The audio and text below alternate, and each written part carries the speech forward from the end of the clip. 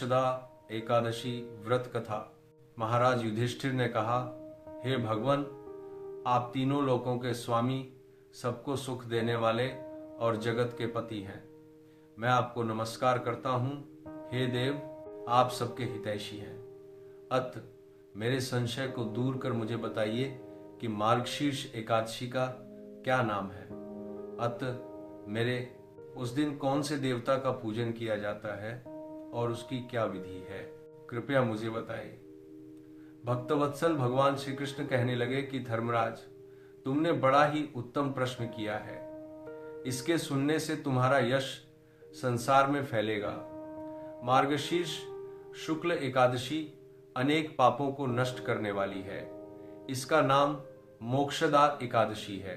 राजा ने कहा, हे ब्राह्मण देवताओं, इस दुख के कारण मेरा सारा शरीर जल रहा है।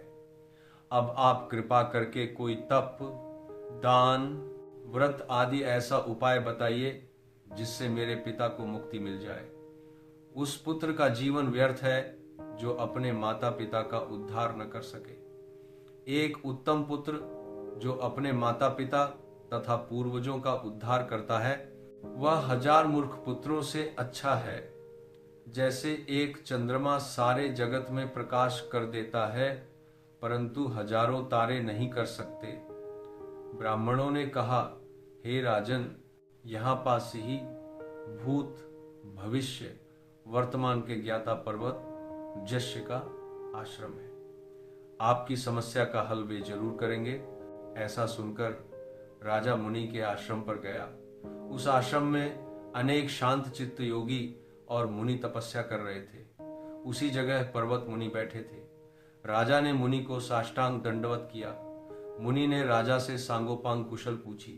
राजा ने कहा कि महाराज, आपकी कृपा से मेरे राज्य में सब कुशल हैं, लेकिन अकस्मात मेरे चति में अत्यंत अशांति होने लगी है।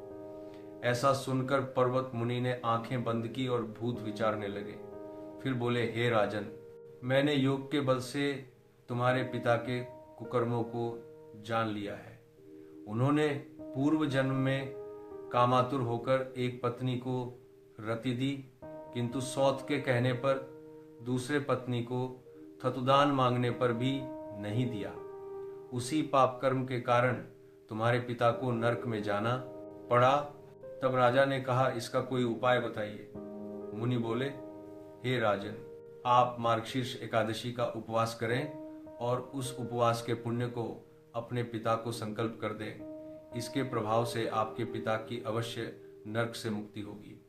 मुनि के ये वचन सुनकर राजा महल में आया और मुनि के कहने अनुसार कुटुंब सहित मोक्षदा एकादशी का व्रत किया। इसके उपवास का पुण्य उसने पिता को अर्पण कर दिया। इसके प्रभाव से उसके पिता को मुक्ति मिल गई और स्वर्ग में जाते हुए वे पुत्र से कहने लगे, हे पुत्र, तेरा कल्याण हो। यह कहकर स्वर्ग चले गए। मार्गशीर्ष मास की शुक्ल पक्ष की मोक्षदा एकादशी का जो व्रत करते हैं, उनके समस्त पाप नष्ट हो जाते हैं। इस व्रत से बढ़कर मोक्ष देने वाला और कोई व्रत नहीं है। इस कथा को पढ़ने या सुनने से वायपेय यज्ञ का फल मिलता है। यह व्रत मोक्ष देने वाला तथा चिंतामणि के समान सब कामनाएं पूर्ण करने वाला है। हरे राम, राम राम हरे हरे, हरे कृष्ण कृष्ण कृष्ण हरे हरे। आप सभी का हमारे चैनल से जुड़ने के लिए बहुत बहुत धन्यवाद। हर हर महादेव।